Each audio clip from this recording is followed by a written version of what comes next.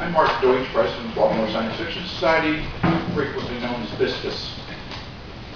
I want to welcome you to our meeting here this evening and the presentation of our guest, whom Jeanette will introduce here in a second.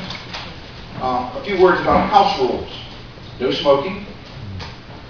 Leave the bathroom door open when you've finished, so the next person will know it's available. Don't throw the soda cans in the trash can. We have a recycling station back here in the back. And there is food, etc. on the back table there, beverages in the soda machine, and other stuff in the refrigerator. The only thing not available in there is the beer and the 2-liter bottles. That's private stuff. We have a bottle of wine back here for anybody who wants some. We're not serving that. We do not supply that. We can't afford the insurance for that. If you brought it, you're going to have to drink it yourself.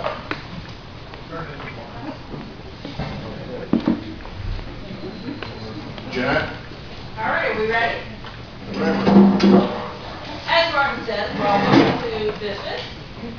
We have with us Mr. Charles Shields, talking to us about his autobiography, And So It Goes, which is Kurt Vonnegut alike. And we spent a lot of time with Kurt.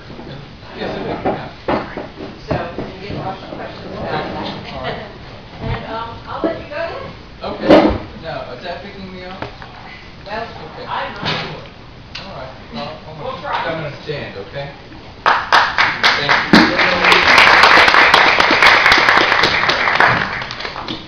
you. Okay. I like to stand while I'm talking to groups because I taught high school for 20 years. And if you're on your feet, you tend to get a little more respect than if you're sitting down behind the desk. So let me tell you about why I decided to write this book. The experiences I had with Vonnegut, the surprises I had while I was researching and writing about Kurt Vonnegut's life, a little bit of the reaction to it, and I'd be happy to answer any questions that you might have about Kurt or the nature of writing biography. In addition to writing nonfiction, I'm the associate director of a program at the University of Mary Washington in Fredericksburg called the Chapel Great Lives Series.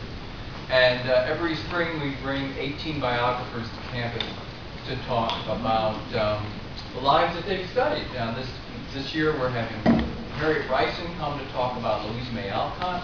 We've had Lawrence Bergreen talk about Columbus. We have Stacy Cordery coming, who's done the first biography of, let's see how many people know who this is, Juliet Gordon-Low. Who's Juliet Gordon-Low? Founded the Girl Scouts. Founder of the Girl Scouts. That's right. Founded the Girl Scouts 100 years ago. So that's what I do in my professional life in addition to being a writer. Now, let me tell you why I wrote a book about Kurt Vonnegut. You have to go back to 1969. And I'm at a Big Ten university, and I am eligible for the draft. Matter of fact, when I registered for the draft, they immediately made me 1A because my 2F deferment ran out. That was the first year of the draft lottery. I applied for a conscientious objectorship because I attended Quaker meetings as a child. That was denied.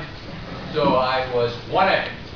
And a lot of us at that time, a lot of males at that time, were wondering, where's our duty? What should we do? Because so many of our fathers had been involved in World War II and were veterans, and now we're faced with a different kind of conflict in a different part of the world. And really, we were bewildered, trying to be good citizens, trying to be loyal, and some of us, myself included, would argue that going to Washington to participate in an anti-war march was being a good citizen. Going to the Democratic Convention in 1968, as I did, some of us would argue was a good thing. So we were confused. And along comes a book called Slaughterhouse-five in 1969, and it seems to capture our life paradox. I mean, if you remember Slaughterhouse-five, there's a good soldier in it named Billy Pilgrim, who's trying to do the right thing. He's a private. He's trying to march in close order drill, but he frankly has no idea what's going on, because after all, being a private, he doesn't make the orders, he follows orders. During the book, it's obvious now, probably not then, but now, that Pilgrim is suffering from post-traumatic stress disorder. And the reason that he ricochets back and forth in time and space is because he's having flashbacks. But in 1969, what we saw was a book that didn't conform to convention, wasn't told in a linear style, had a kind of anti-hero at the center of it, and a lot of commentary about the nature of war and human beings and also time and space.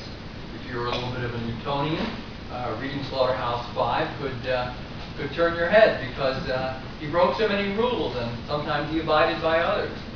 So I read this book in 1969, as many of us did, and Vonnegut became a phenomenon. It seemed like every third kid on the quadrangle had a copy of Cat the Cradle, or Bluebeard, or Bluebeard hadn't come out by that time, Sirens of Titan, or Player Piano in his or her back pocket. So when I finished writing a biography and publishing a biography of Harper Lee in 2006, I was looking around for another subject to do, and I'm comfortable doing people of my generation. I'd like to do a biography of Daniel Defoe, you know, he's one of my favorite writers. I'd love to do a biography of Dickens, but it's been done, and done well. But just now we're beginning to appreciate newcomers to the American canon, post-World War II American writers, and I like to get in there and find out all about their lives before people who met them and talked to them are gone. So when I finished Harper Lee in 2006 and was looking around for another subject, I looked for somebody who had not had a biography written about him or her before, and I was surprised to find that there was no biography of Kurt Vonnegut. He had 14 books in print, and come to find out when I actually got to meet him, he was a little bit miffed about the fact that there'd never been a biography. Because he had been writing for 50 years by the time I caught up with him. Kurt Vonnegut's first published short story was in 1952, the Farnhouse Effect in Collier's Magazine. And here we are in 2007, and I'm coming to him and finding that there's been no life done of him yet. So I wrote him a letter, and I was just upfront about the whole project, and I said, look, I'd like to write a biography of you. I'm surprised there hasn't been one that's already written, and told him a bit about myself, not too much, and sent off the letter. And about probably 2 weeks later, I got a large 20 by 17 envelope in the mail, all bound up with packaging, postal packaging tape, and I opened it up, and inside was a big piece of paper like artists use on their sketch pads, heavy rag paper that they use to sketch outside, and on it was a sketch of Vonnegut by Vonnegut. It was him in profile, and he's smoking and looking up, and below it said, "This is a portrait of me demurring on the offer of the fine biographer to be my biographer." And my wife and I put it on the mantle, and we just kind of looked at it for a little bit. Because first of all, it was an odd reply to a typed letter. I didn't know if it was a gift. And the word demurring, it's not a very strong word. It's not like absolutely not, or I'll have the law on you or something. Demurring. So it was Guadalupe, my wife, who suggested that he wanted to be courted a little bit. That the word demurring was, well, maybe. So I wrote him back. And this time I used a technique that I picked up reading the life of Truman Capote, which is that if you want to get to know somebody, you have to tell them about yourself. Because people will seize up like an engine with no oil if you just start peppering them with questions. I mean, think about yourself and the nature of what it's like to be you. What if a perfect stranger says, "So, where are you from? And what's your dad do for a living? And do you have any siblings?" And you begin to think, where does this interest in me come from? What's your motives? So I told him about myself. I said, look, I'm from the Midwest. I grew up in Chicago. You grew up in Indianapolis, Indiana.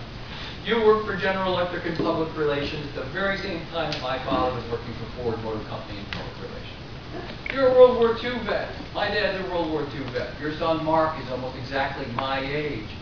And then just by a stroke of luck, I mentioned the fact that I had, early in my life, been educated attending Quaker meetings, and I didn't realize it,